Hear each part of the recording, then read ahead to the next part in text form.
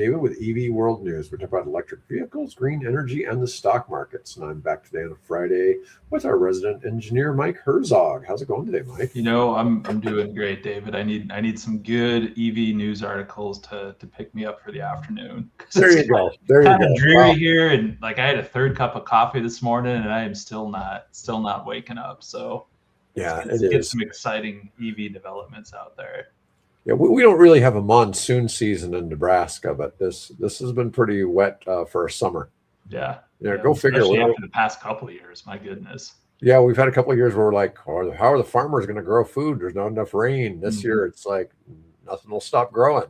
Yeah, it's too wet to go outside and do stuff. Yeah. All right, we'll start. So year to date, Tesla stock is down 26%, trailing all of the Magnificent Seven stocks. Tesla shares have dropped 26% as vehicle deliveries stagnate at 1.8 million units, unchanged since 2023. That's hard to fathom. They've had about the same sales for about 4 years in a row. Wow. I'm shocked by that. Yeah, operating margins. Domestically or internationally even? I think this is it sounds more domestic to me. This is kind of interesting. Operating margins dropped to 4.6% versus historical 15% plus. They used to have great operating margins. Yeah. This is mainly on the vehicle side. Musk is pivoting the company towards AI products, cybercab robotaxis, full self-driving. Full self-driving has almost 1.5 million subscriptions, up 56% year over year. Optimus humanoid robots. Let's see. While announcing a record $25 billion in capital expenditures for 26, double last year's investment. It's interesting that 1.5 million subscriptions for full self-driving. I mean, that's $100 a month. That's $150 million a month in revenue. A month, yeah. That's $1.8 billion a year in revenue. Just little chunk of change there. Yeah. Just in software sales. Yeah. That's something other car companies don't have, right? It's really no, the ancillary services and things like that. I mean, they've got it locked down pretty good. Yeah, the other companies are dependent on oil changes. Yeah. I mean, they get you for the long-term service package and your air filter and oil and your tires, and that's what they want for all of those things. But that's kind of wild. I can't believe the car sales, though. I mean, just with how everything else is taken off, and I wonder if that tells the whole story. Where if it was a little roller coaster, and if we would have looked at that number 6 months ago, if we would have been a little bit different. But I don't know. You never know. Motley Fool says that during a recent earnings call, Wells Fargo analyst questioned Musk about a possible Tesla SpaceX merger. Musk couldn't comment directly, but acknowledged growing overlap between the two businesses could be a lifeline for struggling Tesla valuation. I mean, SpaceX bought a whole bunch of Cybertrucks. They bought all kinds of battery storage from Tesla. There's all kinds of things that SpaceX has bought from Tesla. And obviously, one of my other articles we'll get to is about Grok. And we'll get to that in a little bit. General Motors and Ford are dramatically scaling back EV talk. Data analysis reveals strategic retreat. A company called Hudson Labs analysis of 7 years of earnings calls shows both automakers now spend less time discussing EVs than pre-pandemic levels. GM dropped from 82 EV mentions to just in 25 to just 21 this year. So only 1/4. Only talking about it 1/4 as much about EVs. Some good analysis right there of getting all the transcripts from earnings calls. From earnings calls. Running them through an AI engine. Like how many times did this come up and how many times did that come up? Well, they probably ran everything. It's like, what are some things that have changed? And in AI, it's like, oh, they only talk about EVs 1/4 as much. Both companies have altered, delayed, or outright abandoned plans for new EV models, prompting layoffs and scaled back factory plans. That'd be rough if you're in the car business because you're constantly getting laid off and then rehired. Yeah. GM took a $6 billion charge while Ford absorbed $19.5 billion in EV program write-downs. Ford's CEO Jim Farley is betting on the new universal electric truck platform launching next year with a mid-size pickup truck to hit the sweet spot of the EV market for cost, price, and technology. There really hasn't been a mass adopted EV truck yet in North America, right? I mean, we have the Cybertruck. I mean, Chevy and Ford have put out some $80,000 to $120,000 trucks and large stuff like that. And you see them, but you don't see many of them, right? No, I when the not the Cybertruck, when the Lightning first came out, I thought it was going to do well because it had good momentum. People I knew personally who I never thought would have an EV, like, I'm thinking I'm going to get a Lightning. I'm looking at that kind of things. Wow, this is going to happen, and then it just kind of. Well, think about this. You live 60 miles out of town on a farm. You buy you have your choice of a gas F-150 or an electric F-150. You probably don't have a gas station near where you live, right? So maybe you have to go 20 miles to fill up with gas. Does that make a lot of sense to go spend, 3 gallons of gas just to go fill it up? Just to fill up, and whereas you could charge the EV at home, and you could charge it, at a destination, so there's different ways to look at that, right? I mean, the farm could have solar too and charge it. Those are the things I look, not to get off too big of a tangent, but from agriculture operations, that idea of, little energy independent farms. I mean, that's got to be appealing, right? Whereas, you have electric equipment, you have little wind turbines, you have a little bit of solar, you've got some diesel backup, and you've basically disconnected yourself from the grid and have renewable energy. So I've been looking at so much sense. The possibility of opening a granite aggregate business, basically offloading trains and loading it on trucks that are then used in highway construction. And I looked at doing everything. I set up a whole business plan, everything electric. I'd buy electric front end loaders. Okay. So they typically have about a 9-hour life cycle, although it'll be a little less with hauling aggregate because it's so heavy. But I looked at what it would take to put chargers on site and then solar and enough battery storage to take all the solar, have probably a megawatt of solar. And then I'd have a, as big of a charger as I could get currently now for a reasonable price, not a megawatt charger, but like something that's pretty significant, and be able to keep that running all the time. Never would need to have any gas-powered vehicles operating the facility. The trucks coming in would all be diesel. But that could eventually be changed out too. I mean, it'd be a real good use case for Tesla trucks, example, because they're only driving maybe 100 miles. It's fixed route. And coming back and picking up another load of aggregate. So it's kind of an interesting. Well, and especially if you have the charging infrastructure on site, those trucks are being loaded. Top off the tank a little bit. Yeah, well, we have an old steel mill, and so we have the electrical infrastructure, but we just cover we could probably get almost a megawatt just on the roof. Just on the rooftop of the thing. I believe it. And anyways, it's an interesting concept. We have a rail spur runs right along the side of the steel mill, and but one of these aggregate trains is a mile long. It's like a train every 4 days. A train every 4 days would be enough to service the local market and operate like 10 hours a day. Just unloading the thing. Just loading you'd unload the train, but then you'd have another vehicle out loading trucks. Loading the trucks. You'd be loading a truck every 5 minutes and weighing it in, weighing it out, and it's kind of interesting little business. It's like I never really thought, that would be something I'd ever have an interest in. But it's just interesting to see the process and trying to analyze that on how ridiculously cheap you can make operations by going electric. You cut down on the need for spare parts. You cut down on the need for a regular, a lot of the regular maintenance on, the electric. Well, and I think those are the things that are so easy to forget going into it. If you really go all in and say we want to make this a completely electric operation, we're at the point where it's feasible. Like the technology is there. You could go out and buy those things today and do it.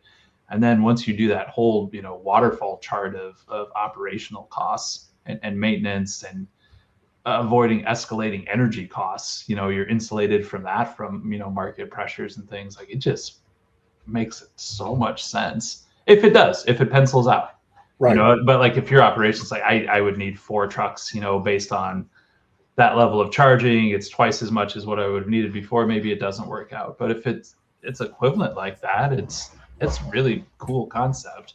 Yeah, in that space, the electric vehicles aren't a whole lot different pricing than the diesel. big old traditional fuel. Yeah, so they're fairly similarly priced. So, but they still have 300 kilowatt hour batteries.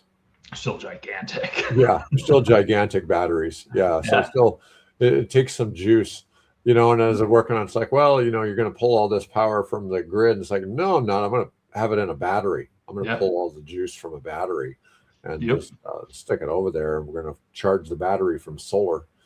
And then we probably have to sell a little bit of excess power back to the local utility, but I don't think they have a real problem with that. We certainly have the infrastructure for it already. Yeah. No, and everybody has those mechanisms and tariff structures in place for purchase and resale. Yeah, but all right. Let's see. This was something that I was talking to you about before the show. So back on June 30th, so that was about 6 weeks ago, the Department of Energy issued unprecedented emergency orders allowing PJM, the largest U.S. grid operator covering 13 states, to forcibly curtail data centers with 50 plus megawatt peak load and waive power plant pollution limits through July 3rd. That's kind of wild. So they hit, what was it, 166,000 megawatts, or 166 gigawatts, I guess, on July 2nd, exceeding the 20-year all-time record by about a gigawatt. Wow. That had been set in 2006. 2006? Yeah, so it was a 20-year-old record. That's crazy. The emergency orders authorized forcing data centers to switch to backup generators within 15 minutes to free capacity for residential customers. Yeah. So they, our region had one of those close calls around the same time too, during that heat, where it was some emergency alert level 3, where that opens it up to rolling blackouts and curtailments and options. And it sounds like they were in the same boat. Yeah. So there's been 6 emergency orders issued to PJM in 26, including one from a winter storm in January, revealing structural grid stress from surging AI data center demand colliding with aging infrastructure. Now, one of those 13 states is Virginia. And Virginia is 15% of the world's data centers. Yep. It's nuts. And I've actually supported clients locating data centers in that region, and they're all over the place. Anywhere they can find space, people are trying to plug those things in. It's a lot of pressure on that grid. Why Virginia? It's a good data pipeline, maybe. I don't know. Good senators got them good incentives to locate there. Yeah, I'm just wondering, what's special. I mean, I realize it's closer to the government, but I mean, fiber optic cables, you're not dealing a whole lot of ping rate if you're coming from West Virginia or you're coming from Tennessee or something like that. It's like, well, where, or maybe they just have the grid. I mean, here's the thing, though. We're talking about the lack of updated grid infrastructure. So that can't be the selling point, right? Yeah. I must have early on great incentives. I don't know. Good kickbacks and all of that. I don't know. You don't know what would be better there. I mean, it just kind of, because I mean, their rates aren't special. If it's not like the Pacific Northwest, where because of all the hydro, it's dirt cheap. I mean, that's not the case. Yeah, I mean, and that's why a lot of them are here too, Yeah, right? absolutely. Yeah, Because very, we have very cheap favorable electricity, rates. cheap Yeah. water. Yeah. No. Yeah, just curious. All right. SpaceX AI revenue will exceed all other products probably by next month, according to Elon Musk. In an all hands meeting posted to X on Tuesday, Musk declared definitely our AI revenue will exceed all other SpaceX revenue starting in September and will significantly exceed all other SpaceX revenue in the fourth quarter. So Uh, is Grok's under SpaceX then? it is. Okay. Grok is a Okay. SpaceX company. Yeah. AI generated 2.5 billion of 7.8 billion, so about a third, versus connectivity products were 4 billion, and space products, this is quarter two, and space products were only 962 million, so just under a billion. Mhm. Now, when it says connectivity products, I assume that means Starlink. Oh, okay. Okay. Okay. Is Twitter its own thing, or is that under somebody else too? Twitter is part of SpaceX. It's part of SpaceX as well. Yes. Hmm. Okay. Yeah. Let's see. So, they're now calling the AI SpaceX AI after acquiring XAI, SpaceX AI. Well, whatever. Um, If it's got an X in it, we know it's yeah. his. Like, right? I mean, that's all I go by. Yeah. So Musk is planning to train Grok LLMs on the sum total of all SpaceX information, including employee thoughts and ideas, plus launching data centers into space using exclusively NVIDIA Vera Rubin architecture. Also acquired Cursor AI coding startup for 60 billion in June. That was a pretty big deal in the AI space when they acquired Cursor. Cursor is a less expensive alternative to Claude code. Okay. You So know? kind of that same niche of what Claude fills in the space, just Yeah. a little Um, less oomph. yeah, but for far less cost. This has been one of the big things in the AI space is that Claude is really on the bleeding edge of technology generally. Um, there are some Chinese LLMs and some other companies' products that are on certain benchmarks, they're really close. I mean, they're not, it's Yeah. statistically insignificant differences. Okay. Mhm. But a lot of it is how the Claude products are internally. You type in a prompt, it assumes certain things. Like when you use Fable, it automatically like double checks, Okay. re-verifies that everything it came up with was reasonably true. Okay. Instead of you having to prompt all of that. On the flip side, that means it burns more tokens and costs more money. Yeah. Okay. Gotcha. Yeah. So that's one of the challenges with a lot of this is how like a lot of the Chinese models are more stripped out. So you have to prompt it better. Mhm. That Mhm. makes sense. Yeah, I follow you. It's they can do the same thing. You just have to be much more explicit about it. What Yeah. you want to Yeah. do. Whereas Fable really kind of tries to figure out your This is context. what we pretty sure this is what you meant. We're gonna Yeah. go do this from step one. Right. Right. Whereas with, and Mhm. it, it assumes you want it to double check, Yeah. what you're doing, whereas the other one didn't. And anyways, it's there. Oh yeah, there's no question that energy is where it's all at. I was even looking at as far as us doing the show. I mean, originally we mostly talked about things going on, new cars coming to market and all that. There's literally I've been doing the show for 3 years. There's literally hundreds of models. Now, Mhm. not necessarily in the U.S., but around the world, there's literally hundreds of models of EVs now. The number is probably 5x the number of models out there, and we spend an increasingly bigger portion of time talking about other energy and things like It that. has. It has been an interesting conversation over these years because the EVs have become so established and almost there's not a lot of updates or new. I mean, it's fun. Okay, there's new company, new model, maybe some new battery technology, you know, things like that. But it's just it's there. It's not cutting edge anymore. 3 years ago, AI wasn't the big drag on the grid that it is today. Yeah. And Musk warned, he said, we're in danger of having all these problems because AI is going to be using so much energy.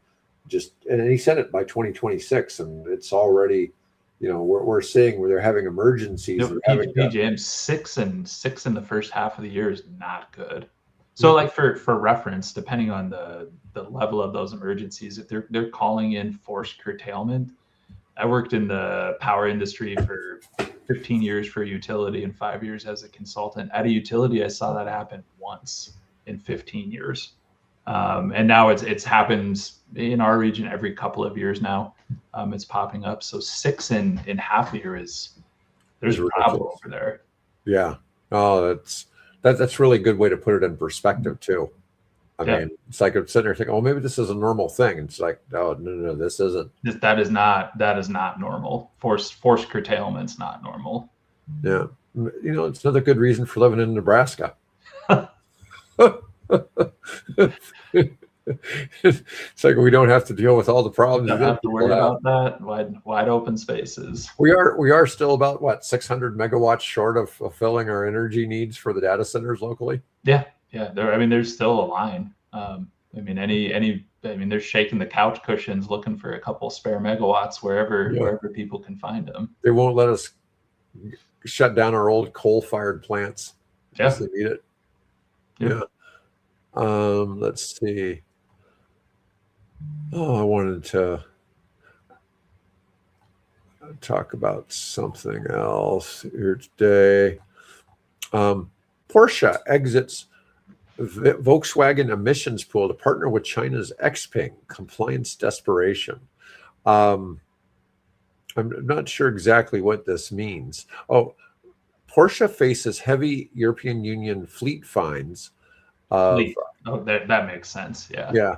Of 95 euros per excess gram per vehicle, while struggling with declining Taycan and Macan EV sales alongside pivot back to combustion models. By pooling with Xpeng's zero-emission fleet, Porsche offsets its high-emitting combustion vehicles while removing compliance burden. It's Volkswagen 100% on paper. We're gonna go acquire that and throw it into the pool to dilute it a little bit. Yeah. So Porsche offsets its high-emitting combustion vehicles while removing compliance burden from Volkswagen Group's main balance sheet. Shows how traditional OEMs increasingly depend on Chinese EV makers for regulatory survival. I mean, this is what Tesla was making so much money on here in the U.S. Oh yeah, absolutely. We will include us in your calculations, and your average emission per vehicle is gonna tank in a very positive way. Yeah. That one I thought it was kind of funny. All right. Data center electricity demand projected to hit 9 to 17% of U.S. total by 2030, which would be an increase from 4 to 5% today. So, wow, we're already up. I know only a few years ago, it was like 1% of the U.S. grid was data centers. Yeah. Now it's 4 to 5%. And they're expecting between 9 and 17% by 2030. There'll only be 17% of people get enough energy going, right? Yeah. Oh yeah. If they can. Yeah, it's not going to what they need go to. taking your energy. It's got to get in there. Yeah, it used to. I hope they do start including data centers in officially reported statistics for the power grid, because it used to be commercial, residential, and industrial, and then a few years ago they added transportation in there because I thought EV boom was going to happen. Now I think they need to add a computing power for data center one in there. I mean, it's so funny how 2 to 3 years ago we were still listening to all the talk in Congress about how the grid wasn't going to be able to handle EVs. Yeah. It's like, guys do know about AI, right? Mm-hmm. It's not so like locally where we're at. for typical Midwest, utility space, it was about 1/3, 1/3, 1/3. About a third of the energy was residential, a third of it was commercial, and a third of it was industrial. It's shifted locally to about 25% residential, 25% commercial, and now 50% industrial, with data centers being lumped into industrial. So we're definitely seeing it locally too. Yeah. Let's see. Goldman Sachs forecasts U.S. data center power demand will climb from 31 gigawatts last year in 25 to 41 gigawatts this year. So from 31 to 41 in 1 year to 66 next year. Essentially doubling in 2 years. In 2 years, it's going to double. Holy cats. Well, Mike, that's good for you, man. They need grid engineers. I don't know. I think you hit the nail on the head with, like, if we could build up to that, because we just throw those numbers around, but like the reality of how much power that is and energy that is, unbelievable. Well, look at you and I've had discussions with some town that wants manufacturing, and there's nobody in that state to give them power for that manufacturing. Yeah, and it's like, well, what are they supposed to do? What are they supposed to do? Yeah, and I tell people, like, even locally, there are the largest companies in the world waiting for every spare megawatt we have. Like, good luck. Like, get in line behind them. Maybe there'll be some scraps left over when it's done. Yeah, it's just hard to fathom. The International Energy Agency estimates global data center electrical consumption will hit 945 terawatt hours by 2030. Now, that I'm assuming that's not like on an annual basis. Got to be right. When you start talking about that. With AI, machine language training, and inference driving the surge, this demand spike is directly causing the grid emergencies from PJM and pushing utilities toward nuclear SMRs and grid-scale battery storage. Yeah. It's just. I think that's the answer, but it's going to take a minute. Yeah, it sure is. I mean, it's just nuts. I've been having calls from people now asking about getting turbines, getting gas turbines, and those are interesting because I've been working on a data center project somewhere in the South, and the guys doing it are like, "Hey, how quick could you get us some turbines?" And we're talking to them, trying to see what we can get them. The guys on our team found them two, a 30 and an 80. I didn't even realize an 80 megawatt gas turbine existed. That is massive to think that a single gas turbine could produce that much energy. It's a lot. They're scraping the barrels everywhere for this stuff. It's great. I think that Grok XAI location in Memphis has like 14 30 megawatt turbines or 25 megawatt turbines, something like that, because it was like 350 megawatts for the whole facility, which is still pretty big. I mean, it's not big in terms of power plants, but it's a lot considering it's at the data center. It's right not there on site. Yeah. It's just different to see that. I don't know. Some of these numbers are just we keep talking about. The numbers are just ridiculous. The numbers people talk about that they consider to be an ordinary discussion are so out of bounds that it's just hard to fathom. Well, and what's in the back of my mind is with all of it, like the usage is there today. Like what people are building these things for, the usage is there for just normal growth. I think about in my life the people who don't use AI, who I don't know what it is, I don't know what it's for. Like, just try it a couple of times. Like, I'm not swinging the AI banner, but gosh, does it have its uses? For things here and there, it really is useful. And as more and more people get exposed to it, that usage is only going to increase. Did I tell you I got selected as a beta tester for one of the AI companies? And so they are hitting me with credits, and they're asking me if I can try some of my work and do it in a specialized sandbox. it's been interesting to see, but I've like, it's not been massive. I think I've spent an extra like $60 worth of credits in a couple of weeks that I wouldn't normally have, or I would have done it on a instead of doing stuff on like ultra mode, I would have done it on standard mode or different things. And I've been trying, stuff that I normally wouldn't. But it's interesting even to see the difference between doing stuff on standard mode versus, ultra on different platforms and how different that is. I mean, if you're doing coding, you're probably doing everything on ultra, and it's just different to see. Burn that out real fast. Yeah. All right. New research shows switching early from ICE to EV cuts emissions in 92% of scenarios. Even replacing a nearly new petrol car makes climate sense. That's always been one of the arguments that you should hold off. Yeah. EVs offset their higher production footprint in about 3 years, then deliver up to 44% lower life cycle CO2 compared to ICE vehicles, but only if the old ICE is scrapped, not resold. Resale just shifts the emissions to another driver. Yes, I get that.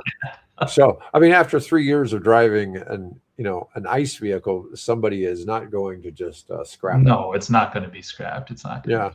But that was 44% less in those first 3 years. Yeah. No, I think that is a very good statistic of I've seen that before in like all cases. Purchasing a new EV versus a new ICE vehicle, the EV is more environmentally friendly in all jurisdictions. It's lower costs, lower emissions, everything. But now it's replacing any ICE vehicle and mining the batteries and constructing it and shipping it overseas. That it's net positive. That's pretty important. So coal-heavy grids reduce the benefits significantly. Renewable powered charging strengthens the case, reinforcing the critical link between EV adoption and grid decarbonization. I remember, somebody telling me it's like, charge a Tesla, you need like 100 pounds of coal. And in reality, a coal is, or 1 pound of coal is a kilowatt. Is a kilowatt, roughly. And so there's some truth to that. I mean, if you charge it entirely from coal, go get your bag of Kingsford charcoal and measure that out. Get a couple of them. Yeah, I thought it was like, well, there's some accuracy to that, but have you ever looked at what it takes to make a gallon of gas? I mean, it's that's nuts. Yeah, I mean, it's a much worse scenario going the other way. Yeah, it's like it'd be the equivalent of 5 pounds of coal to make that pound of gas to refine it, and then you're burning. Yeah, and then burning and ship it and transport it, and then how energy inefficient an internal combustion engine is. It's good. Thermodynamics are always fun. Earth's a big closed system. Yes. Let's see here. All right, my last article I wanted to cover was Tesla summer updates. So they brought major navigation improvements, new startup animations, customizable colors for Model 3s and Ys, and karaoke scoring feature. Interesting. They expanded Grok AI capabilities. Now we're kind of waiting to see when they were going to do this, allowing users to adjust vehicle settings, climate, and destinations by voice using Grok. So it's about time, deepening the XAI integration across the Tesla fleet. Nevada issued Tesla a 10-vehicle robotaxi permit. The company says it won't meaningfully scale its robotaxi fleet anywhere until FSD 15 version 15 ships, expected late this year or early next year. Vegas, probably. Yeah, I would assume so. I mean, it wouldn't be Carson City, though. Reno. Yeah, Reno, maybe. Yeah, I don't know. I mean, it wouldn't be dangerous. I mean, pedestrians die in Vegas all the time. You know what the 3 worst cities are to be for your danger being a fatality as a pedestrian are? It's New Orleans. It's Vegas, Orlando, and Miami.